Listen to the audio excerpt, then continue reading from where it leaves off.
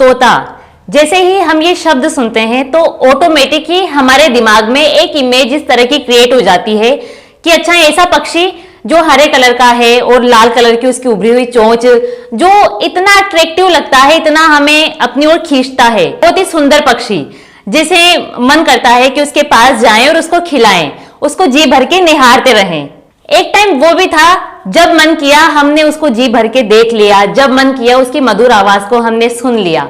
लेकिन बड़े दुख की बात है कि आज हमारी आंखें तरस गई है उसको देखने के लिए और हमारे कान तरस गए हैं उसकी मधुर आवाज को सुनने के लिए। आज परिस्थितियां इतनी बदल चुकी है कि तोते ढूंढने से भी नहीं मिलते।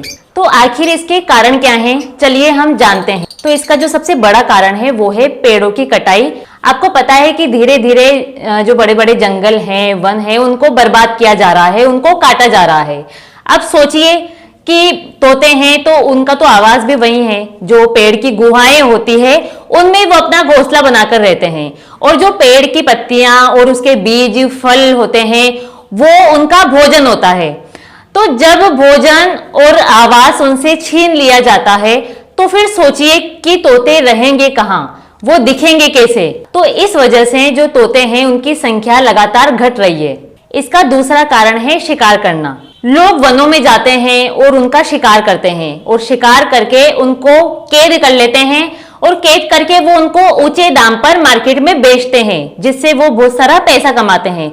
अब सोचिए जब उनको कैद कर लिया जाता है और अलग जगह पर उनको बेच दिया जाता है, ऐसे में वो प्रजनन भी नहीं कर सकते, इससे उनकी संतान उत्पत्ति नहीं होती और इस कारण जो तोते हैं उनकी संख्या लगातार कम होती जा रही है। इसका तीसरा कारण है पिंजरे में कैद करना। कुछ लोग होते हैं जो उसके पंख काटकर उसको पिंजरे में कैद कर लेते हैं। आपको तो ये पता है कि वो इस तरह का पक्षी है कि खुले आसमान में रहना ही उसको अच्छा लगता है, वो उड़ना चाहता है लेकिन उसको स्वतंत्र नहीं छोड़ा जाता, उसको कैद कर लिया जाता है। जिससे क्या होता है, जिससे उसके दोस्तों से वो नहीं मिल पाता और उनसे बात नहीं हो पाती, वो खुले आसमान में नहीं उड़ पाता। इस वजह से वो बंद पिंजरे में वो बहुत ही उदास और दुखी होता है।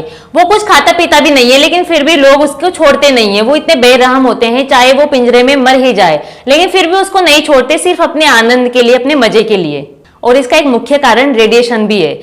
आपको पता है कि जो ट्रेन चलती है वो भी बिजली से चलती है, इतने बड़े बड़े खंबे लगा के रखते हैं।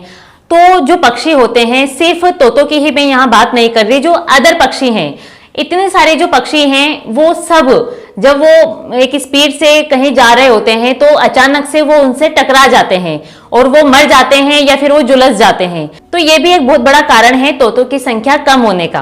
तो ये सब कारण है जिसकी वजह से तोते हमें दिखाई नहीं देते, और अगर ऐसा ही चलता रहा तो तोतों की आबादी बहुत ज्यादा कम हो जाएगी और एक टाइम ऐसा आएगा कि वो विलुप्ति की कगार पे होंगे।